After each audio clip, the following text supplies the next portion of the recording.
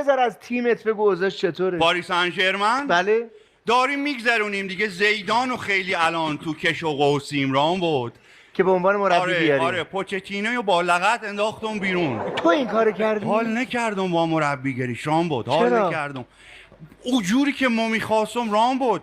این میخواست بچه‌های شیر بده، همین جوری شیشه داغ شیر میذاشت، شیشه میذاشت تو دهن بچه‌ها. زبون اشرف حکیمی سوخت، زبون امباپه سوخت. میگم خب مرد حسابی 2 تا قطره قبلش بریز پشت دستت امتحان کن. این به چه دست ما امانته. آخه من نمیفهمم این تیم چجوریه که اینا با شیر رو با شیشه میخورن؟ بالاخره بچه دست ما امانته. پدر و مادرش توقع دارن رام بود. اون هم خود نامزدش هر روز سر تمرین هی اشرف دلم برات اشرف. زن اشرف حکیمی پدر ما رو در آورده.